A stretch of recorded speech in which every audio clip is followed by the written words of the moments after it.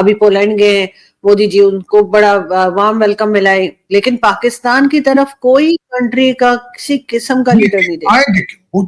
आना चाहिए भी नहीं उनको। उसकी वजह ये है आरजू के जो भी आपके आता है आप पैसे मांग लेते हैं। मोदी साहब डायस्पोरा को जाके वहां मिलेंगे, डिस्कस करेंगे। बल्कि डायस्पोरा नहीं, उनको तो टेक्निकोरेट होते हैं, उसमें 5000 स्टूडेंट है, बाकी उनके सारे आईटी रिलेटेड लोग हैं पोलैंड के अंदर। और पोलैंड एक ऐसा कंट्री है जो नेटो का मेंबर भी है, लेकिन यूक्रेन को असला भी नहीं देता वो।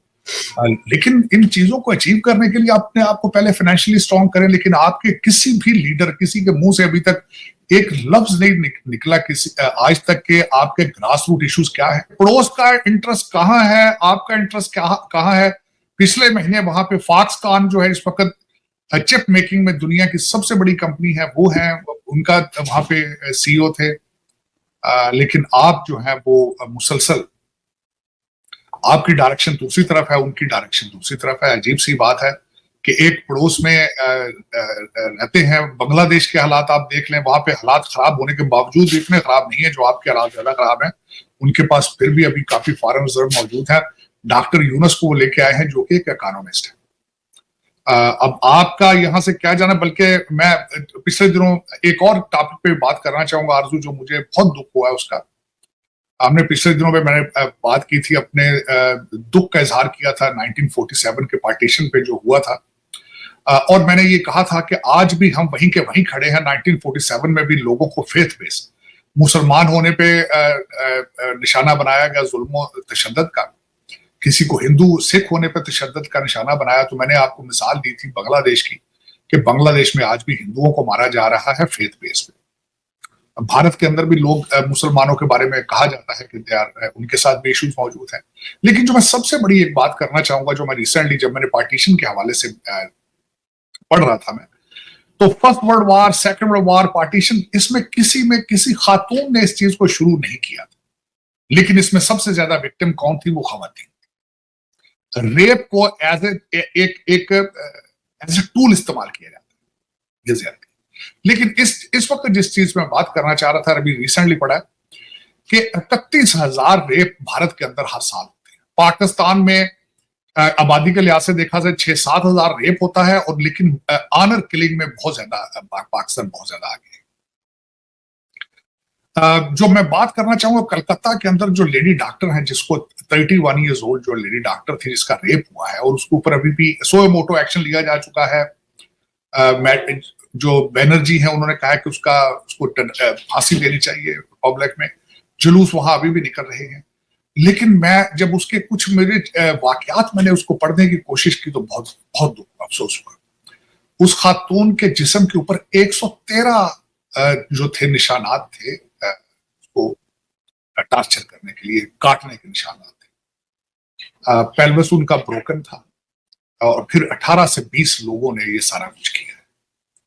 और एक तो ये मैं हैरान हूं कि लोग किस तरह हैवान बन जाते हैं, जानवर बन जाते हैं। फिर उसके बाद ये हुआ कि यूनिवर्सिटी ने उसको कवर अप करने की कोशिश की।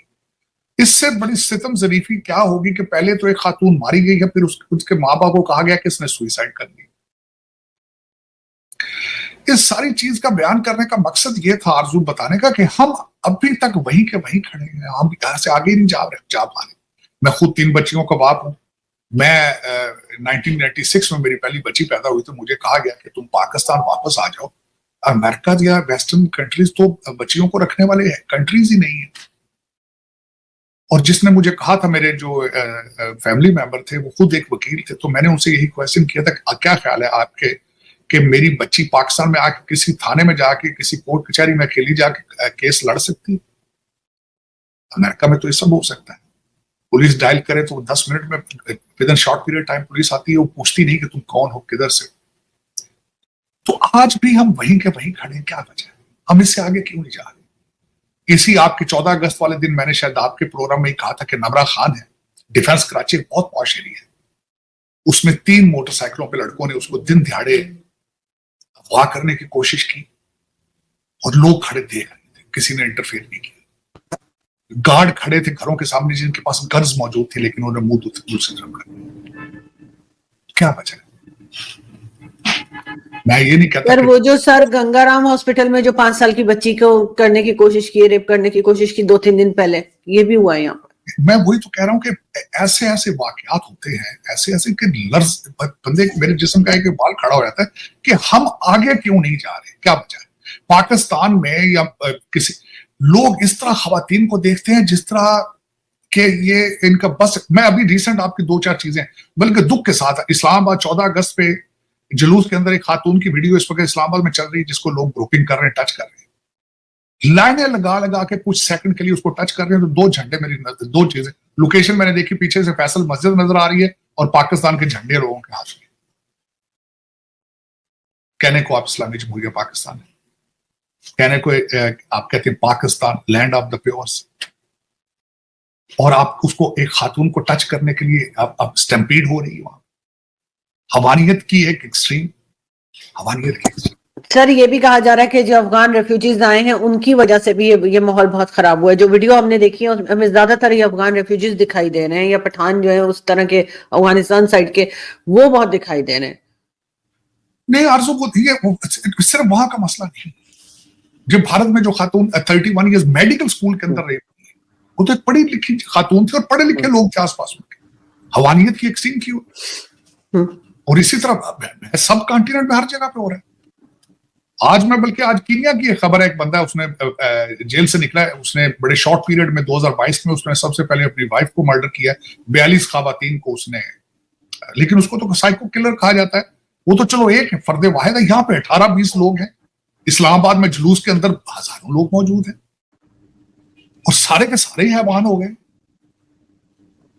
और इसमें मैं ये नहीं कहा जा सकता कि सिर्फ इस्लामिक मुसलमान ही बुरे। अब देखें करने वाले ये जो कलकत्ता में जिन्होंने किया वो तो हिंदू होंगे। ये किस तरह क्लेम कर सकते हैं कि रिलीजन बुरा है? हम खुद लोग बुरे हैं, हमारी सोचें बुरी हैं। कहने का मकसद तो ये है। लेकिन देखें, मैं इस पे बहुत लर्जा आ गया मुझे कि ये क्या, हम कहाँ जा रहे हैं? बहसीते इंसान हम कैसे इंसान हैं? हम बहसीते हिंदू कैसे अच्छे हिंदू हैं? हम बहसीते मुसलमान कैसे अपने आप को अच्छा मुसलमान कह सकते हैं? जैसे सिख किस तरह कह सकते हैं अपने आप को, जब हमारे अमाल ऐसे हैं, हम कर ये रहे हैं कि कोई खातून जो है सड़क पे जाती हमसे महफूज नहीं है। हम तो जानवरों से भी अबतर हो चुके हैं मेरे ख्याल में। ये तो एक बहुत बड़ा लम्हा फिक्रिया है। हमें सोचना होगा कि हम कहाँ जा। मैंने शायद कहा था कि मैं 1947 के दुखों पे बड़ा परेशान हूं, इस चीज पे कि जो कुछ हुआ है उसमें क्यों हुआ ऐसे। और मैं यही बार बार ये कहता हूं कि बांग्लादेश पे भी दुख यही था। मैंने बल्कि ट्वीट की थी कि खुदारा 1947 को रिपीट ना करो, फेथ बेस किसी के साथ ऐसे मत करो। हिंदू तुम्हारा हिस्सा है यार, रिलीजन उनका पर्सनल मैटर है। डोंट इस तरह तो ना करो। इंसानियत इस तरह बिल्कुल तकाजा नहीं करती, और किसी भी रिलीजन को सेटिस्फाई नहीं किया जा सकता किसी दूसरे इंसान को दुख